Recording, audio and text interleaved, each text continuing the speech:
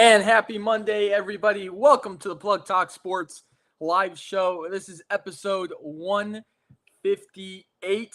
I was making the rundown yesterday, and I was like, man, 158. It's crazy to think we're already in 158 episodes and still going strong. So appreciate everyone out there for tuning in and week out and staying on our socials and just allowing us to do this. So we've got Brandon tonight, and Brandon is back this week. And then we've got myself. No Jonka tonight. He's a little under the weather.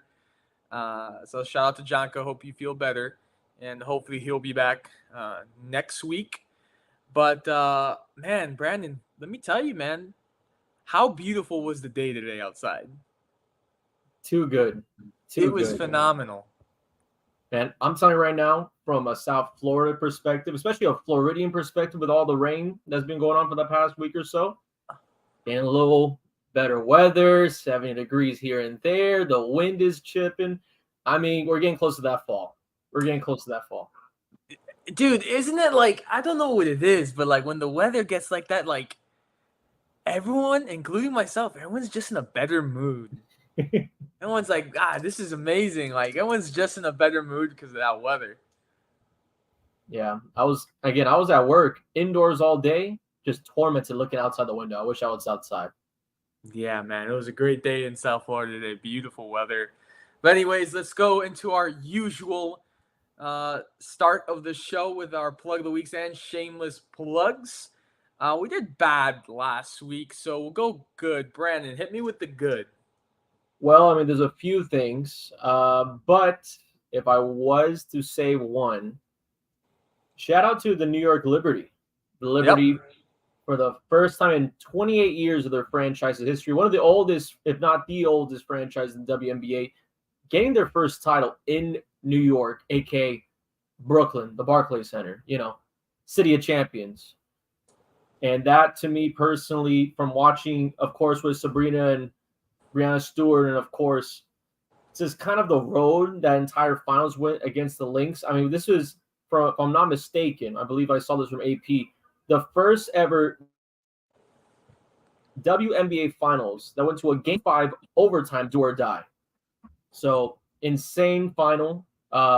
Yes, it was a foul for those who know what I'm talking about. But probably the best thing I saw on TV, probably the past week. For me, it's going to have to be, man, it plugs into this upcoming week, but it was confirmed last week. And I'll kind of use it as a little plug-in for us. But, guys, we are filming our next installment of Barbershop Talk this Wednesday. You guys will just have to wait and see till Wednesday who the guest is, or Thursday whenever I post our preview. I'm excited, man. Obviously, this is going to be installment number 8 of Barbershop Talk, I believe. And obviously, it was not my original idea. Obviously, the original idea came from HBO's The Shop with LeBron James. But I decided I wanted to do this idea South Florida style and do it for our own and have our own athletes talk, and sports personalities and people involved in the sports industry. So it's been a couple months since our last one. Always with just schedules with myself or with the guests, and obviously the barbershop. It's not always easy, but I'm finally happy that we've got our next guest locked in, and it's happening this Wednesday, and going to get to work on that. And hopefully looking for a release of the episode on Monday. So once again, looking for a release of the episode on Monday. So stay tuned, and I'm very excited for that. Very happy to continue doing work on that. And, of course, always happy that the barbershop always allows us and so gracious to host us and allow us to do this with the shop. So excited for that. Bad. Hit me with your bad, Brandon. Well, I don't know if you can categorize this as bad, but we're supposed to go to a Halloween party on Saturday with a few people. I'm planning to go as Wolverine. I am in torment right now because I've been asking everyone that I know, and I'll ask even you this. I'm supposed to go as Wolverine, but I don't know if I should do the Wolverine with the sideburns or the shrub Wolverine and just do like gray on the beard or whatever. Of course, I mean, again, that's the reason why my hair is such like a flame right now. Kind of bad hair, but I have it grow it out for I can go, the Wolverine slit back or even this thing, whatever. But I don't know if I want to do sideburns. I personally, again, I'm not saying anything disrespectful about sideburns. If you got them, good for you. Glad we're back in the Cowboys Wild Wild West era. I'm glad for that. It was the redemption style. But I don't know if I'm ready for that yet. So I'm in torment right now. I'm honestly, more and more people are saying do the sideburns, but I'm in torment. So you want my opinion? Honest answer. Okay, honest answer. Yeah. I think you got the look already, man. Like I'd say go with just the beard. But full beard though, like no, like Yeah. No, I think you got it. Like I think right now, looking at you right now, like I see it. Like as soon as you said Wolverine, I'm like, I can see it. I think you got it going on right now. yeah. People tell me I look like Hugh Jackman all the time. Yeah. I mean, I'm with it. I'm with it. I think you got it. I think the sideburns that were a little too much, man. I think you'd be looking like Elvis. Just like an old Elvis. Yeah, no, I think work with what you got right now. I think I'd go with that. Okay, I'll keep it in mind. Hey, but if you want to try something different, I'm not blaming you. I will say last year, or was it last year? Yes, it was last year. I was Rooster from Top Gun, and I shaved off my entire beard and just kept the stash. Bro, I haven't kept the stash in such a long time. I'm always 50-50 on that because I love the full beard. That's the only thing. I Yep. love the full beard. You know what I mean? I got 50-50 on it too, man. There were some people who were like, yo, it's so awesome, looks great. And then other people like, you look like an 80s police officer porn star. I was like, yeah, well, I guess, yeah. Yeah. Weird compliment.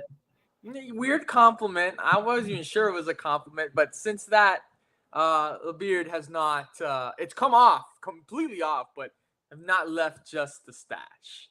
So we shall see. But for you, keep the beard. We'll do. For me, bad. All right. So Friday, went to a birthday dinner for my sister, and it was raining, and it was in Wynwood, by the way, and 3 Points Festival was going on, and did not know traffic was terrible on top of the rain. The parking, Brandon. By the way, the parking garage was right across the street from the restaurant, literally right across the street. When we got there, it was $30. We parked, whatever, ate dinner, had a good time, blah, blah, blah. Get back to the parking garage. We pay our 30. My sister and her husband got there 10 minutes after us. And he was like, why did I have to pay 40? And then there was this couple that was coming back, and they were, I guess they're longer than us. They had to pay 60. And it was absurd. So that, the rain, the festival, the traffic, the parking garage, and then I don't know what happened, but my dad didn't get to the expressway, so we took West Flagler all the way straight down through Little Havana with like every single stoplight imaginable, possible.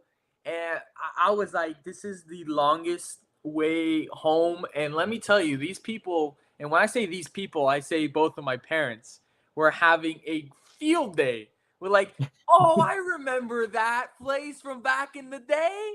I was like, listen, next time you guys want to go on a nostalgia tour, just let me know. I'll go in my own car. Just let me know. So I know that's not the worst thing, but boy, was it especially, look, I'm going to let you in an inside secret here and to the viewers as well. I'm the type of person that when I eat, like soon, right after, like very soon, I got to go to the bathroom. I'm just that fast. My system just works that fast. And I'm more comfortable, and I look, no judgment here, but I am more comfortable with using the bathroom at home than at a public restroom at a restaurant. If it's an emergency and you got to, that's understandable. But, in this case, I was okay waiting till home. And but this detour and tour of Little Havana and just Miami and West Flagler was not helping my case. So the point is, folks, if you really gotta go and you're with the parentals, don't take the scenic route. Never that, especially not to Wynwood. And also, for those who ever are from South Florida or just in general know of South Florida, Wynwood parking's not worth it. Mm-mm. It is not worth 40 a night, 40 an hour. Nope, absolutely not. You might. By the way, you might get you might get mugged on your way back. Yeah, they're taxing worse than a Hard Rock Stadium for the Taylor Swift concert. I'm telling you right now, that's where the real money grab is right there. Go downtown Wynwood. I mean, you could have had 3 nights with Taylor Swift if you wanted to. Let's not forget the $80 that Jonka paid for a preseason game. Yeah. Let's not forget that one. Anyways, here we go. First topic of the night. We're jumping into NFL Week 7. I can't believe it's already the 7th week of the season. It feels like it's flying by.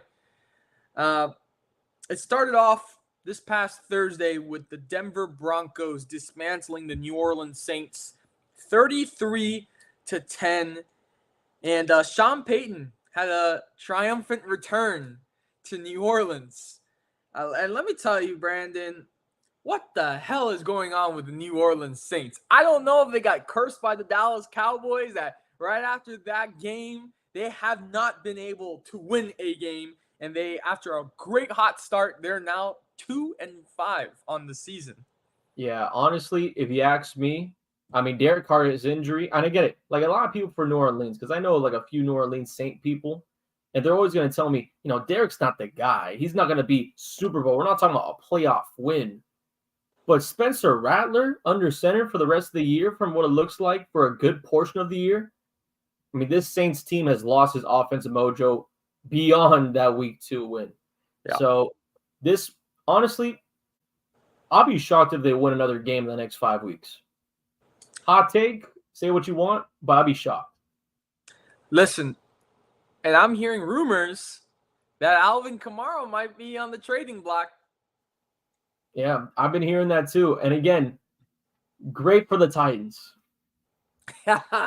Even though they have, I was going to say, I'd take Alvin Kamara over him 100%, but they do have Tony Pollard, who's running the ball decently, but he's not Alvin Kamara. Yeah, I mean, again, they're just, honestly, Tennessee, and honestly, a majority of that AFC South, they're trying to be competitive. I don't know how competitive you can be if you're the Titans. Kamara would at least help. At least help. Yeah, I agree. And let's take, actually, now that you say that, let's take a look at, you said next 5 weeks. So they got the LA Chargers next on Sunday. I could see the Chargers winning that game, 100%. Mm-hmm. Carolina, you really think Carolina will take out a W against the Saints? That is a trap game if I ever seen one. That is a at home in Carolina, and who even knows who shows up that day? Is it a good Spencer Rattler day? Is it a good Dalton game? Is Bryce Young maybe seeing an appearance? Who knows? Who's under center? But honestly, Panthers, I think offensively they'd probably be able to go through the Saints defense. Then they got the Atlanta Falcons. I agree, that's a loss. Cleveland Browns. I mean, Cleveland now without Deshaun Watson. I don't know, man. Maybe they needed a new quarterback. We would have to see this upcoming week to see how they do without Deshaun Watson with a different quarterback. And then the 5th game, Los Angeles Rams, who have similar record. They're at 2-4. I think that one's 50-50 for me, to be honest. I throw that one up in the air, too. Yeah, but I'm telling you right now, 5 straight losses. If not, hard games all throughout. And I'll even Okay. argue for Carolina. I'll put my head out there. Okay. You're being bold tonight, Brandon. I like it. I like it. Hey, it's a bold podcast episode, man. We're talking about everything in the middle here. And I know there's a specific game I need to get to as soon as possible when we talk about it. All right. Let's go down the list here. Let me know as soon as we get to it. Mm-hmm. London was another host of an NFL game. It was Jacksonville beating the New England Patriots, and I have to say, Jonka's New England Patriots, 32-16. And I texted and I said, "I'm sorry, bro, but this is absolutely embarrassing and humiliating." I feel fooled because after game one of the season, I was like, wow, New England surprised me. Like they looked pretty good. And from there, it's been downhill ever since. And for your division, Brandon, I don't think New England has any shot in your division. Not at all. And because I know Jonka's probably watching right now. Jonka, you were very much right about Drake May. Drake May looked, besides the rest of the fields, Drake May looked good with the Patriots. But yeah, for New England's chances, it's as funny as it is, because at this point it's Buffalo or nothing for that division, right? Yeah. But as funny as it is for New England, they're still right there neck and neck, kind of with the Jets, kind of with the Dolphins in some way. And again, I get it, like a half game back with Miami, of course, losing earlier in this year. But I'm telling you, though, New England, I don't expect them to do much, but in the sense of division, thank you, Jonka. I see the comment. There's Jonka. Jonka can't stay away from the show. Even if he's not here, he can't stay away from it. He's a part of the show. He's always going to be a part of the show. But Jonka and all the viewers out there, I'm telling you right now, until we see whatever happens at Hard Rock Stadium against the Arizona Cardinals with the Miami Dolphins and Tua, the Pats are very much in at least the second spot of the division. Winning it, I don't know about that. It's a rebuild year. Next, we have Buffalo, who you just mentioned, clobbering Tennessee 34-10. And Brandon, this is the one that shocked me. Green Bay and Houston. Green Bay over the Texans 24-22. I was not expecting that. And it was a field goal in the final play that gave Green Bay the victory. And I will tell you that C.J. Stroud did not have a good day against Green Bay. And just the Packers continue to always look like that team that's always going to be somehow or some way in the mix. They're 5-2 now. Yeah, and honestly, shout out to the Green Bay defense, though. I think one of the most underrated parts of that group. This is an 86-yard game from Stroud. I can't even think of a day or a game where he had less than that, whether that's college or in the professional. This was an all-out stud performance from Green Bay. Then this one wasn't that surprising. The Philadelphia Eagles over the New York Giants, 28-3. We all know why. The Giants are just not good. This one was a fun game to watch. Detroit Lions over the Minnesota Vikings, 31-29. And I honestly think right now, I know it's early still, only 7 weeks into the season, but I think that could be an NFC matchup right there for the conference, Detroit and Minnesota, and being in the same division. So I think we're going to see a lot more of Detroit and Minnesota playing against each other. Brandon, would you say come postseason time, you picking Detroit or Minnesota? Come postseason time. Well, the biggest question is who wins that division at the end of the day. Yeah. I think it's going to be Detroit, and I really do believe Detroit has that build-up to go on to the NFC Championship game once again. For Minnesota, a good start to the year. Yeah. But for Sam Darnold and them, and again, it's possible. It's NFL playoffs. Anything can happen down the stretch. Still too early to tell, though. I think that's a little bit more against contenders. Then we've got Seattle beating the Falcons, which this is just, look, the Falcons, they've been a decent team to start the year. Seattle's been kind of a roller coaster going up and down. And they put 34 points on Atlanta. And it's just one of those things, like sometimes you just look at the scores and you're like, this doesn't make sense to me. And this is one of those games that didn't make sense to me. It didn't at all. But I gotta tell you one thing though, for Seattle, this was a huge win for Yeah. them. What were they like 3-game losing streak before this? Yep. So still competitive in the division, and honestly, a good rebound for head coach McDonald. Then we have the Bengals beating the Browns 21-14. Obviously, the Bengals have had a terrible start to the season. And yeah, Cleveland Browns, Deshaun Watson, done for the year. And he's been getting a lot of memes made out of him and a lot of GIFs. And what about the Cleveland fans? Even the Cleveland fans were against Deshaun Watson when he went down. That was terrible. I mean, again, you never want to see a guy get hurt nor cheer on that. However, there's a lot of 31 reasons. There's 31 reasons, and also his play on the field. I mean, it was either he was gonna get benched or someone was gonna get him benched, if you know what I mean. Yeah. So, but honestly, the biggest thing about that, the comments after the game by Myles Garrett, again, his teammate, saying that he was a model citizen on and off the field and sometimes in the pros. What is he? What is Deshaun Watson on the ballot November 5th? Because that's what he made it sound like. Like he's a model Exactly. citizen. It's like they're like hoping that he gets reelected or something like that. But trust me, that might have honestly, hot take, maybe not, might have been his last game as a Cleveland Brown. Might have been his last game. I don't think Brandon. Honestly, I don't think any other NFL team touches him. That's what I'm saying. And I've been saying it since the trade request from Houston. Not a single team would take on that PR headache, let alone seeing what he does now.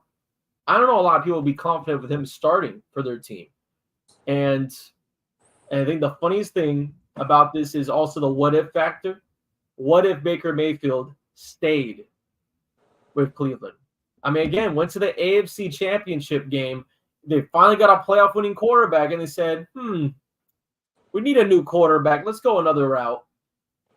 Exactly what Cleveland's route is exactly what they get. Yeah, I agree with you. I think this is it, Brandon. I think this is probably the game you want to discuss. And it's Indianapolis Colts, Miami Dolphins. Am I right? Is that the game you want to discuss? Actually, that is not the game I wanted to discuss. Okay. There's a game I saw last night that I thought was just too much not to talk about. But I will talk a little bit about this, of course. Miami Dolphins losing that one 16-10 to Indianapolis Colts. And Anthony Richardson coming back from injury to start that game. I was actually really shocked to actually see that, when that Joe Flacco was doing some pretty good stuff, as Joe Flacco usually does. But 2 fumbles. The second half, you don't even get yourself down the field to even score unless it's a 50-something yard field goal for Jason Sanders. And also, even though he missed it, it really didn't matter. Yeah. I mean, the team still would have lost that game by 3 at least. So defensively, great showcase by the Dolphins. I think they did a pretty good job. Again, this is a Colts team that put up huge numbers in a few weeks previously against the Jaguars and have done that before throughout this year with Joe Flacco. But with Anthony Richardson, I mean, this is a missed opportunity. Absolute missed opportunity. But can't wait for next week. Yeah, we all know Tua's coming back. And also, I would be missing out on the opportunity. I know Jalka's not here. I wish he was here. But I know he always talks about if Tua didn't have Tyreek Hill, if Tua didn't have Jalen, if Tua didn't have, well, what if Tyreek Hill didn't have Tua? What if Tyreek Hill, what if Jalen Waddle didn't have Tua? Now we know. Now we know. So I'm glad the experiment's over, but back to Tua time. Back to Tua time. You know, I mean, Tyreek Hill only 8 yards in the entire game. Yeah, let alone, 30 yards in the past 3 weeks? Yeah, that's bad. So we'll see what happens next week. Commanders 40-7 over the Panthers. Jaden Daniels went out with a rib injury. He's day-to-day. I'm already telling you, Commanders are going to take the NFC East and head into the playoffs. That's my prediction. They're looking good. Obviously, I don't think they'll go deep into the postseason. I don't think they have that experience yet, but they're definitely a team to be aware of and scared of moving into the future as they develop, especially under Dan Quinn. The Rams 20-15 over the Raiders as they start their post Devontae Adams era. Uh, Chiefs and 49ers 28-18. I'm going to say still the Kansas City Chiefs because of their defense. This is a game that Patrick Mahomes threw 2 interceptions and did not play well at all. He can do that and get away with that when you have a defense like Kansas City's that's going to back you up and give you chances to get in the end zone and score and to win games. And I think because of that, I think Kansas City is set up for a three-peat, man. And for the 49ers, they play my Cowboys next week at home. They're all banged up this year. Yeah. And especially, this is a very serious situation that I read earlier before the show, but Deebo Samuel is hospitalized, and they have found fluid in his lungs, which is not good. Not good at all. And he has pneumonia. That's actually a very serious situation. So hopefully, man, he pulls through that. And George Kittle going day to day with an ankle sprain. 49ers not looking too good this year. Let's go. This is the game. This is the game, Brandon. Jets and Steelers. Yep. 37-15 for Pittsburgh in the victory. Brandon, this is yours. This is the game you wanted. There's two sides to every coin in the NFL. There's a quarterback controversy, and then there is a fan base controversy. For the Steelers' standpoint, obviously quarterback Justin Fields taken away from the starting job. Russell Wilson's first game back. I look at the betting odds.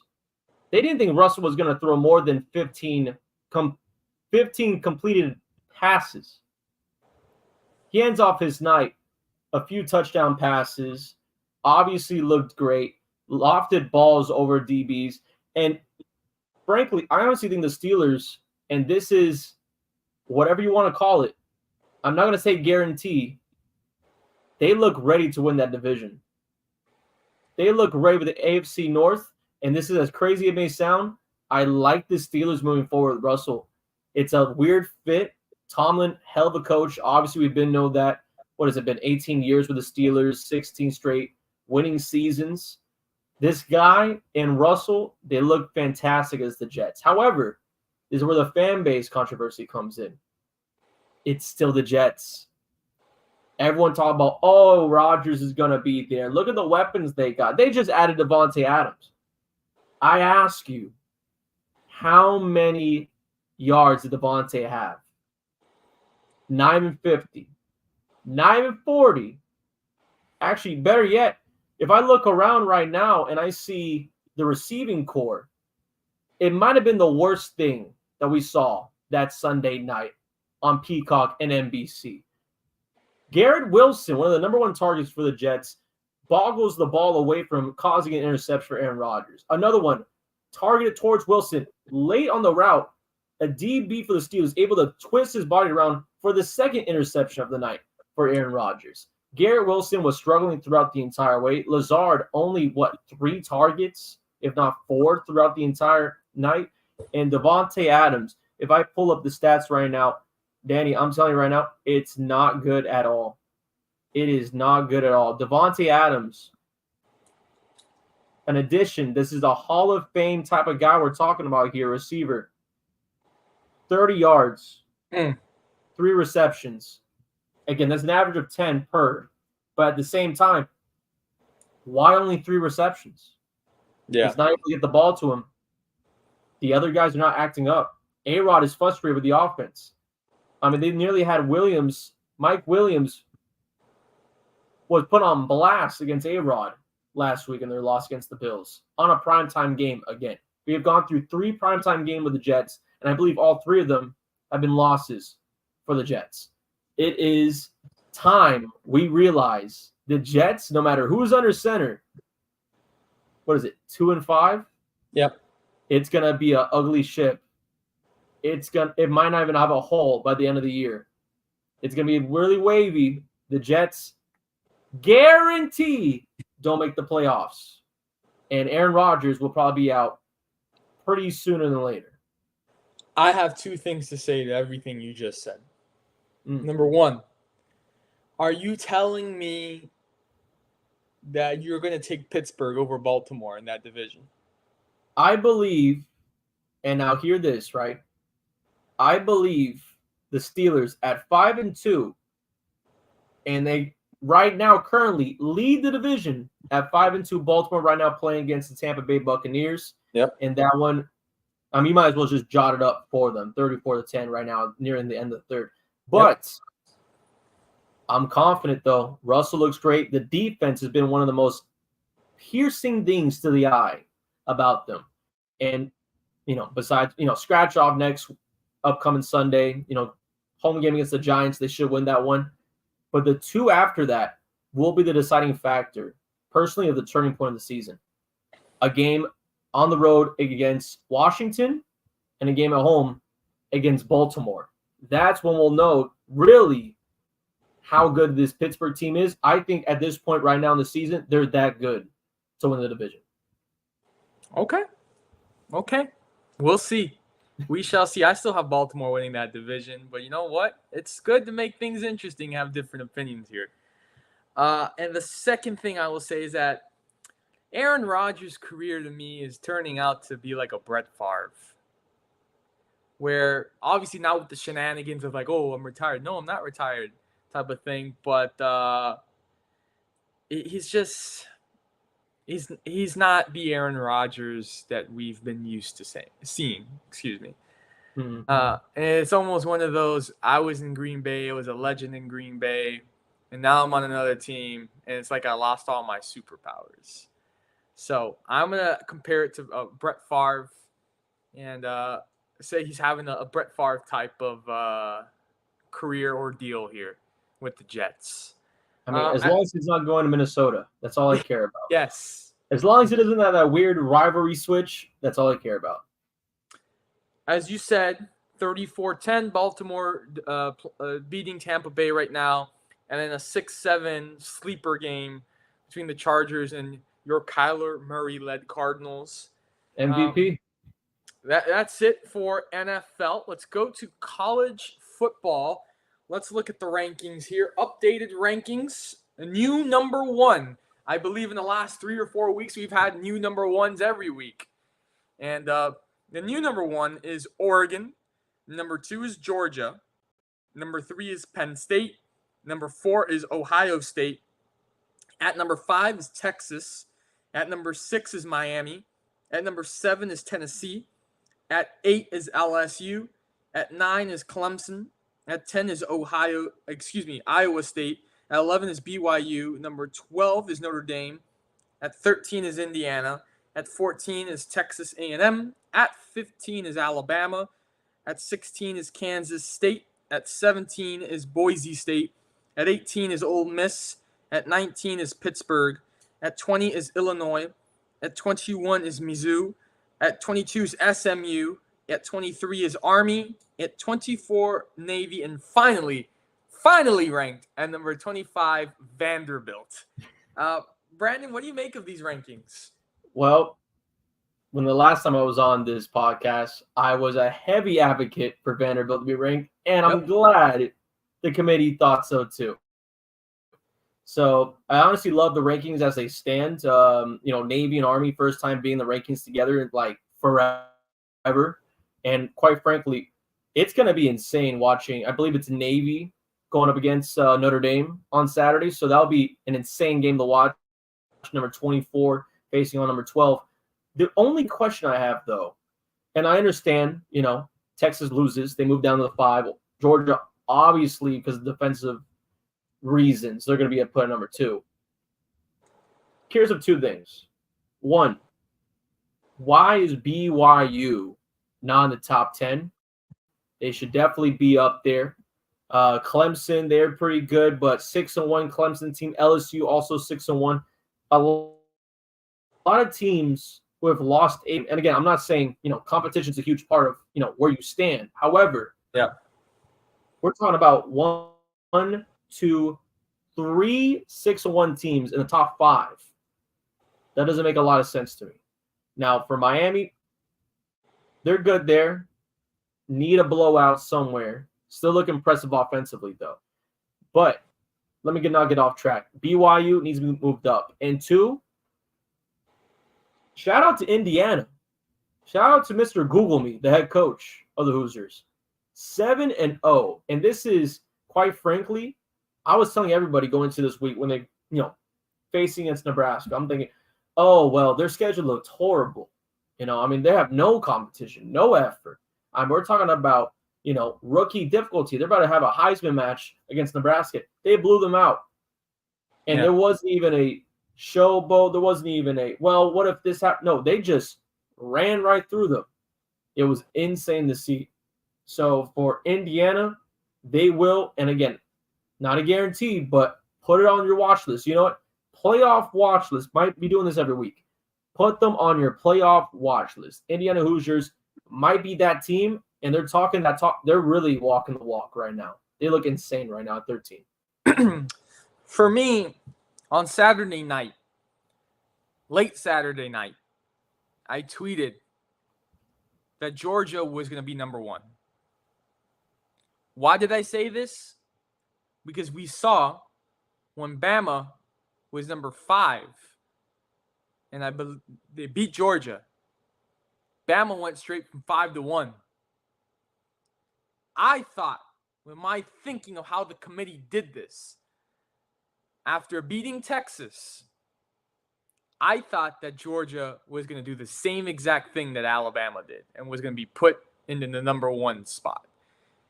And for Texas, this is a team, Brandon, that you and I can't remember where Jonka stood, but I know you and I did agree.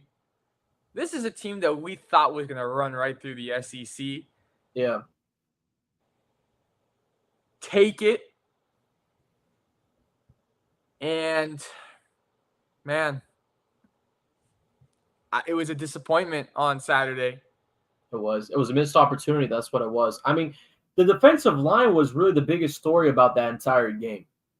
For Quinn Ewers, and this is an NFL first round type of guy, not only fumble the ball, but also get so rushed into horrible passes, though. Yep. What was it? 3 turnovers on their own side? 2 to 3 turnovers on their own side of the field alone in the first half? If it wasn't for the defense, this would have been a much, much closer game. And also, if it wasn't for the Texas fans' water bottles in the field, it would have been a much, much worse game for the Longhorns. Now, does that mean it's not going to be good for the Texas Longhorns long term? They should probably still make the playoffs. But in the sense of winning the conference, though, they got to figure out how to get themselves back into that situation where they'll see Georgia in the SEC championship. And again, it's possible because Bama not looking too good. Tennessee could probably be that next team, or LSU, to battle right there with Texas.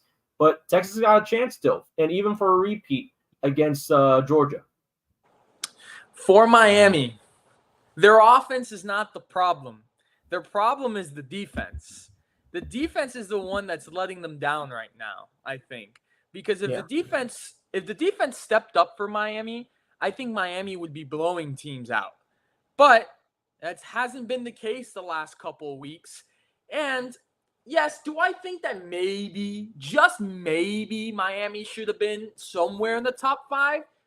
Yes, I think maybe they should have jumped 1 spot after this win against Louisville. But I'm not upset about it, with the committee keeping them at 6. Obviously, I think there's a lot of Miami fans that feel some sort of way towards it. They feel like maybe that they're being cheated out of not being in the top 5 right now. Some people believe they should be number 2. I think they need to fix the defensive issues, because if they don't get that together, Brandon, a team like Clemson, if they face them in the ACC championship game, a team like Clemson is going to have their way with Miami. if they do not fix their defensive issues. And if they have bigger aspirations, which I know they do for that program, if they don't fix those defensive issues, it's not going to go according to plan. Yeah, I mean, the secondary just looked atrocious throughout the past few weeks. I mean, thank God for the bye week because the defense can finally, slow Yeah. down instead of giving up explosive plays. But for the Hurricanes, and again, if you're a Hurricane fan out there watching this, understand with this new college football playoff bracket, as long as you're undefeated, and again, this is for the Hurricanes, if the Hurricanes are ending undefeated throughout the regular season and also, of course, their conference championship, they should be bound for a playoff bye. And again, huge, huge. That could be the Cotton Bowl. That could be the Sugar Bowl. Who knows exactly? I wish it was the Orange Bowl. Maybe down the line if they move on to the next round, if they were to, of course, make the college football playoffs. But in order to do that, I mean, as Danny, as you said before, the defense has to step up. Secondary-wise needs to really be on that level. Competition-wise for the rest of the year, Clemson, I know a lot of people look at Clemson and say, that's going to be the biggest matchup. But not a lot of people are talking about a Duke team right now. Manny Diaz, revenge game possibly? I don't know. There's been a lot of close games. I wouldn't be shocked if that's a close one too. I also will say SMU. I think SMU will be an interesting game as well. Two more things I want to hit on this college football topic. Tennessee, Alabama, 24-17 win for the Volunteers over Alabama. My cousin, who born and raised in the state of Tennessee, actually went to UT. Was sending me a lot of pictures Saturday night of how happy he was that his Volunteers beat Alabama. And Jonka told me something Saturday night that I don't know, Brandon, if you agree with it. And quite frankly, I don't think I agreed with his comment either. But he doesn't believe that Alabama should be ranked in the top 25 right now. Yeah, I don't know much about that. I think that Alabama, and again, 2-loss team. I get it.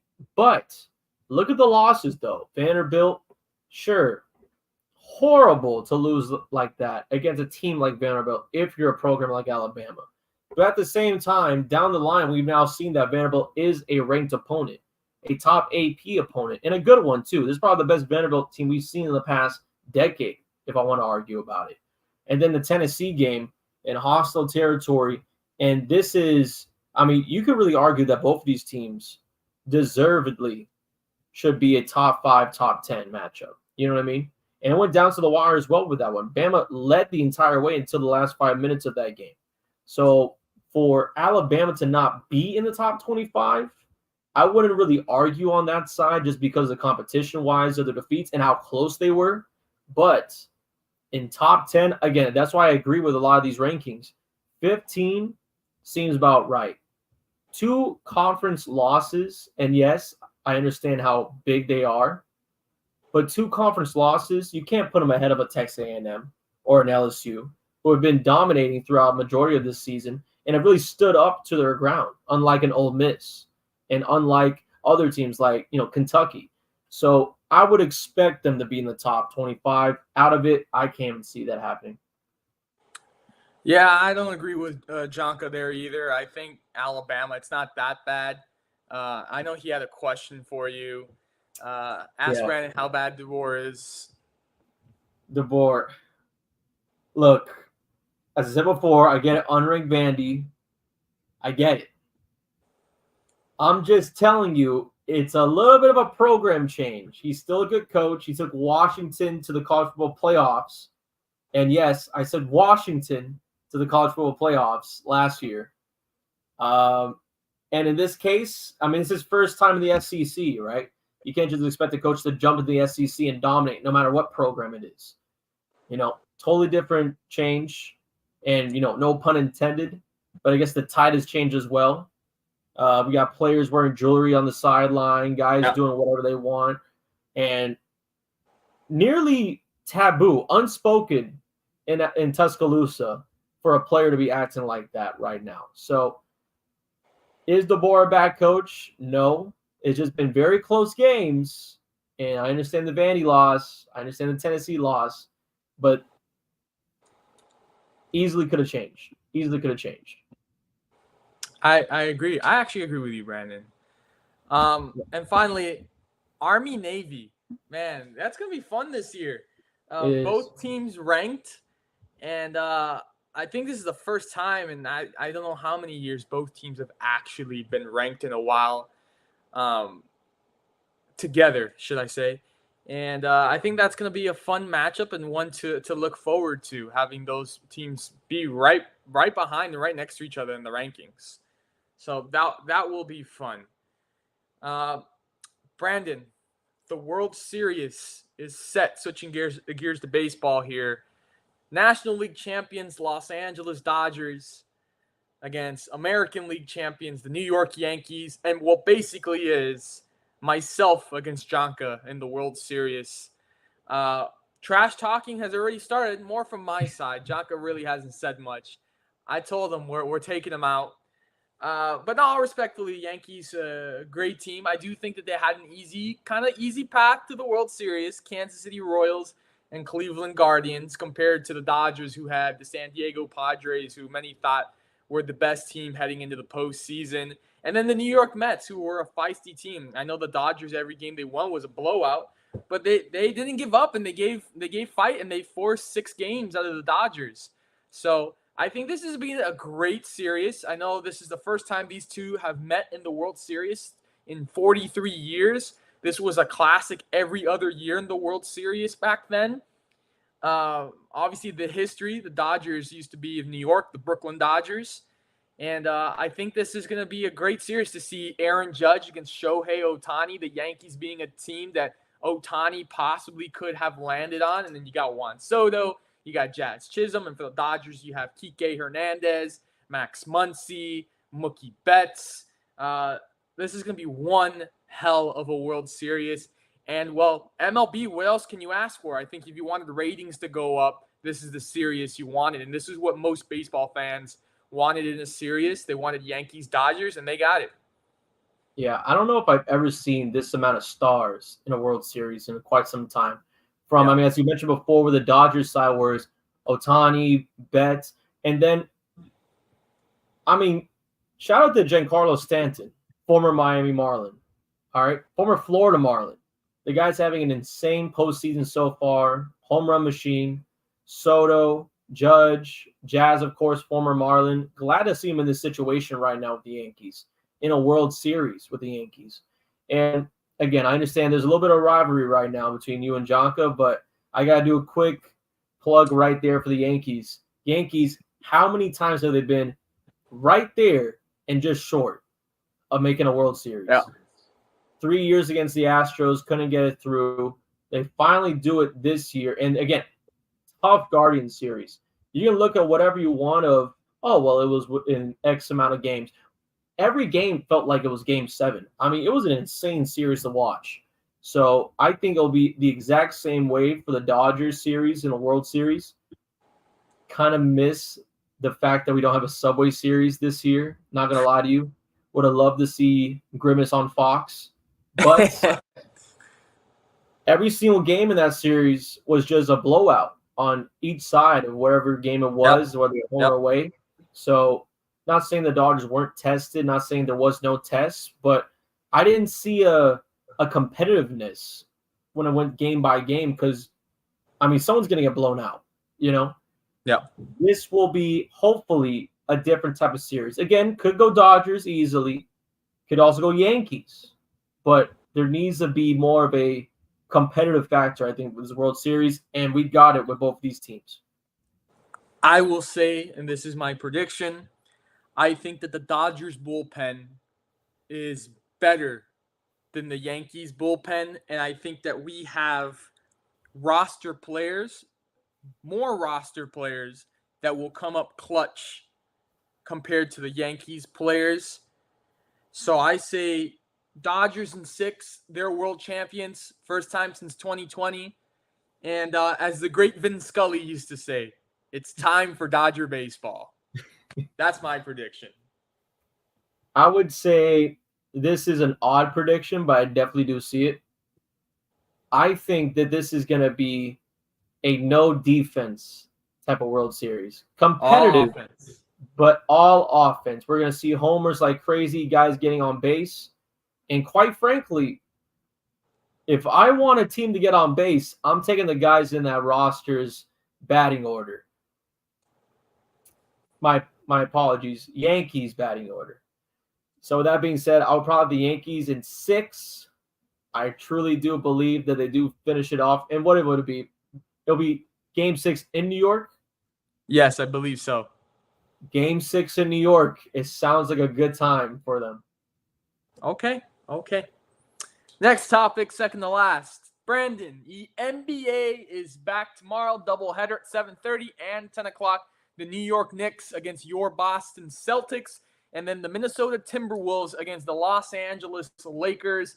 Talk to us just a little bit about what we should expect from this NBA season and who can you see being the hot teams trying to make a push all the way to the NBA Finals. Expect entertainment on a random Wednesday. The NBA regular season is back. I cannot be more excited than this. For those who know me, I'm an absolute ball head. I love basketball, and especially NBA basketball. And if you're looking for a specific team to root for, players to root for, there's a few names you got to look for.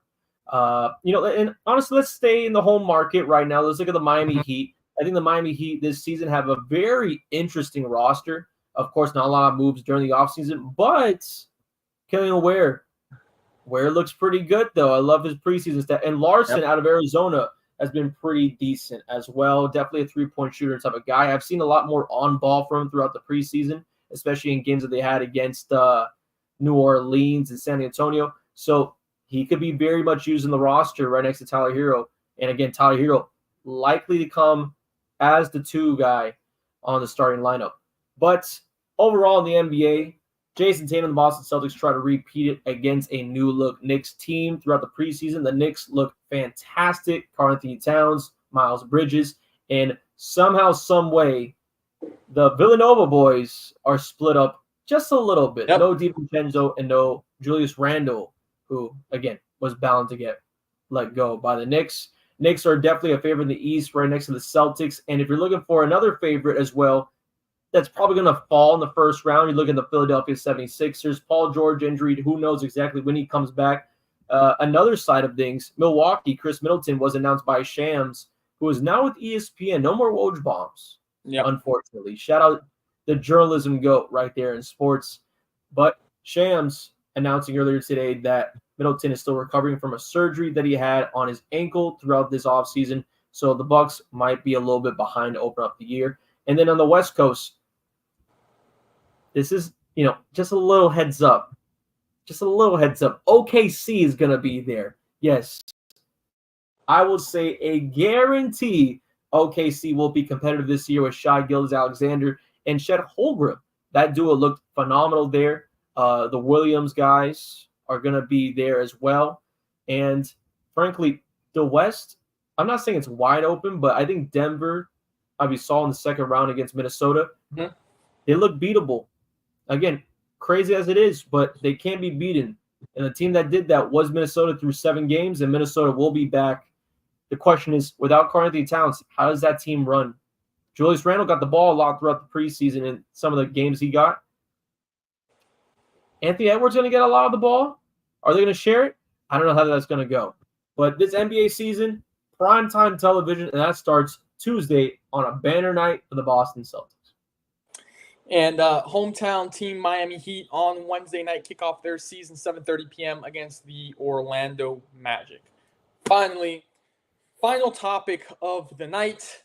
Inter Miami, they break the points record, defeating the New England Revolution 6-2 in the final game of the regular season as they head now to the MLS Cup playoffs. But there's a little bit of controversy, Brandon, because FIFA president Gianni Infantino has announced that Inter Miami will take part in FIFA's Club World Cup, the new expanded FIFA Club World Cup tournament next summer. And Inter Miami will be playing their opening game here in Miami at Hard Rock Stadium. And well, here's the controversy. All the teams that get picked have gotten picked for winning their league. And Miami's acceptance was given for them winning the Supporters Shield, which no other MLS team in history has been picked into the FIFA Club World Cup for winning the Supporters Shield. They have all been picked for winning the league. So, what makes Miami special? Well, if you ask me, from a business standpoint, FIFA's golden boy, Lionel Messi, you can't have him in the inaugural FIFA Club World Cup new expansion tournament. You can't have him miss it. So having Messi in it with Inter Miami is going to make money and sell tickets. So, of course, why not? But from the other standpoint, the rest of the league, I do think it is a little bit disrespectful that you're getting a team in that hasn't won the league but won the Supporters Shield. And that's never been done before in history. So you're kind of valuing, you're pretty much saying winning the Supporters Shield is more valuable than winning the MLS Cup, which is winning the league. So I can see why teams are, especially winning teams in the past, feel a little disrespected that, all right, so do our MLS Cups mean nothing? Because FIFA, what you're saying is just winning the Supporters Shield is good enough. And you guys have given them preference when this has never been done before.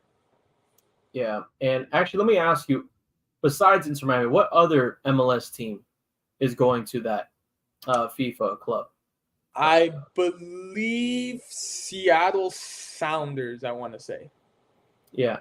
I find it very insane that the Columbus Crew are not even mentioned in all this. Yeah.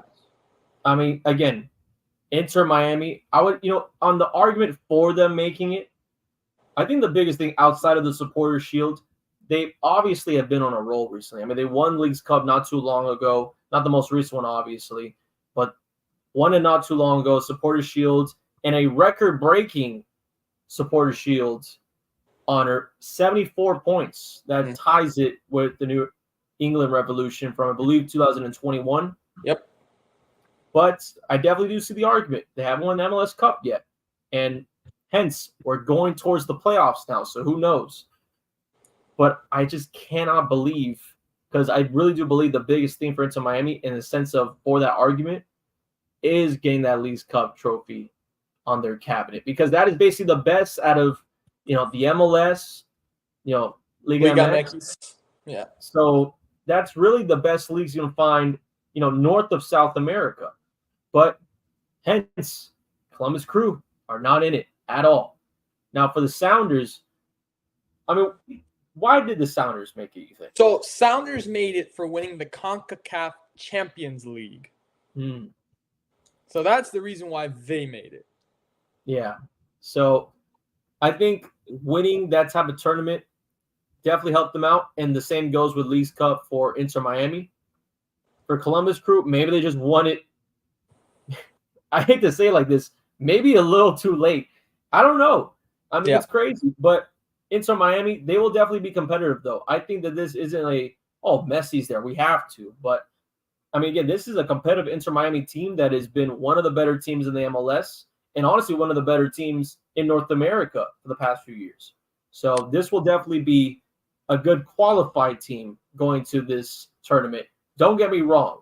Weird to see them in it now, especially before the playoffs and even winning a MLS Cup, but definitely deserving, I would have to say. Talent-wise, they will be competitive. It'll be interesting to see Inter Miami. First playoff game Friday in Fort Lauderdale at Chase Stadium. They'll play either CF Montreal or Atlanta United, who play tomorrow in a wild card match. So we'll know who Inter Miami is playing by the end of tomorrow night. But anyways, that is all the time we have here on Plug Talk Sports, episode 158. We thank you guys for tuning in week, week out. We really appreciate you guys, and stay tuned to all of our social media. And again, Barbershop Talk coming up within the next week, being filmed on Wednesday, so stay tuned for that. We hope you guys have a lovely rest of your night, great rest of your week, and we'll see you guys right back here next week for episode 159.